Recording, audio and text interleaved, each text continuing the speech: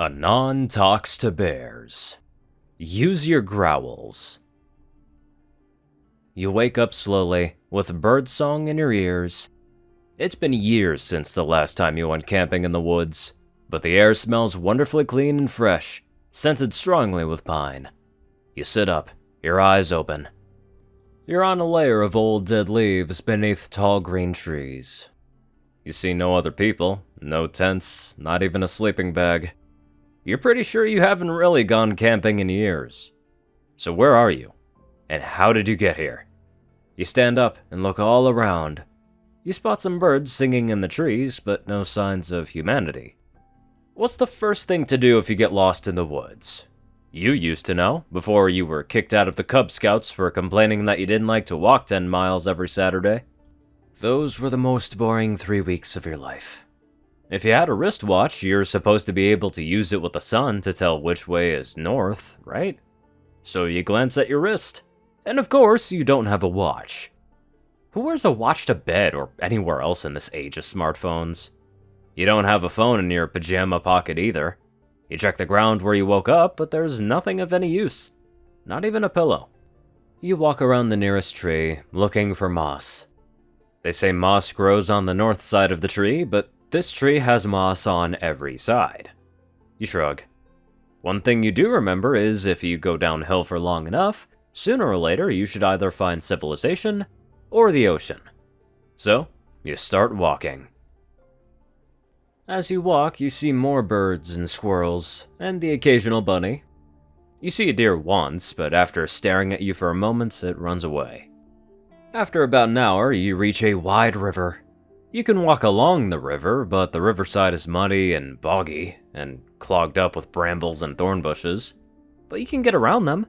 It just makes your traveling slower. As you round a tall tangle of thorny branches, you see a large, brown creature. You don't think you could ever run faster than a bear. No point in running anyway. Nice bear. I won't hurt you if you don't hurt me. The bear opens its mouth with a long, loud roar. But somehow, you feel the bear doesn't really want to hurt you. Maybe it just wants to not fight. Is it okay if I eat some of these berries? Are they any good? The bear growls again, but you don't feel like it's an angry growl. It's just saying hello. You pick a few of the red lumpy berries.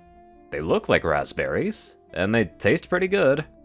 You eat enough berries to take the edge off of your hunger, but you feel like you'd rather eat something more substantial too. You turn towards your new bear friend, hoping the bear is a new friend. Do you know where I can find something else to eat? Maybe some nuts? The bear makes a low rumbling sound.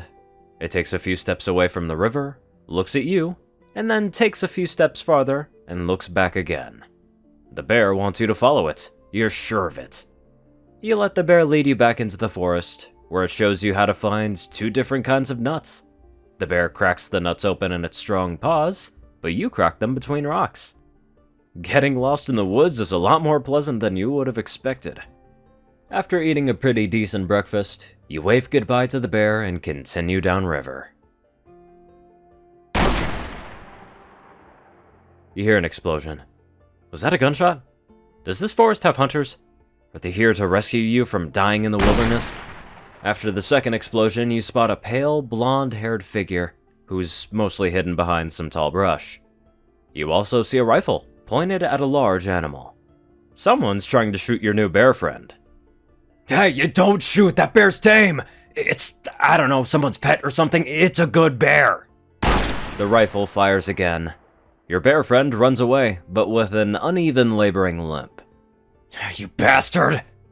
The rifle swings around towards you, but you pick up a rock and throw. You didn't think, you just acted. Struck in the head, the hunter falls to the ground.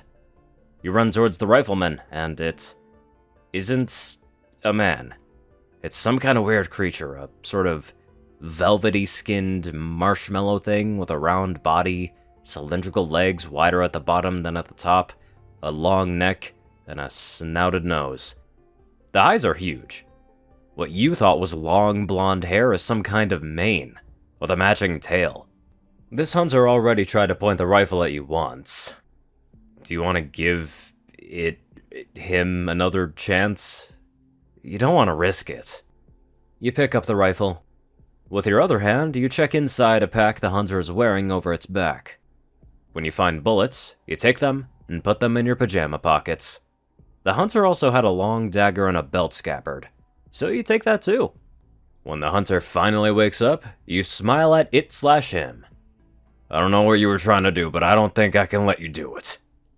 The hunter stares at you, wide-eyed. He whinnies and nickers and snorts. He shakes his head. A horn in the middle of his forehead, which you hadn't noticed amongst the forest shadows, and his disheveled hair/mane softly glows. You feel a pull on the rifle. Nuh-uh. You shake the rifle in your hand. I don't want you to kill my friends or me. The hunter whinnies loudly. He had a gun, a dagger, and a backpack, but he can't talk. Just make horse noises. What is wrong with him?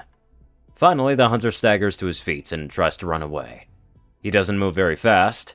You suppose you could shoot at him, but you decide you don't want to. When he was pointing his gun at you before, maybe that was just a misunderstanding. It takes him a while, but the hunter finally staggers out of sight.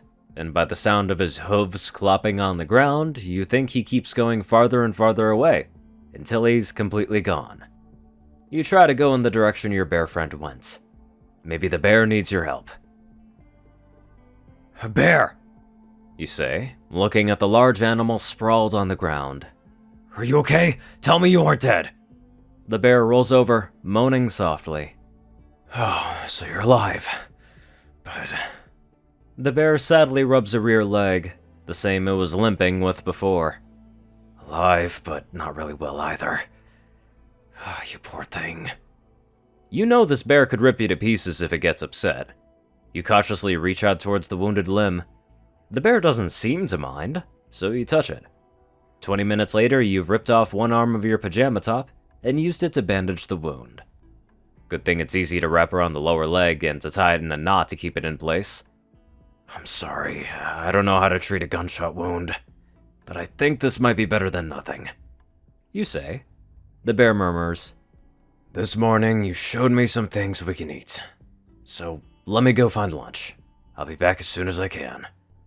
However it happened, you definitely made a new friend. When you and the bear share lunch, you're sure of it. Wherever you are, however you got here, maybe this place isn't so bad after all.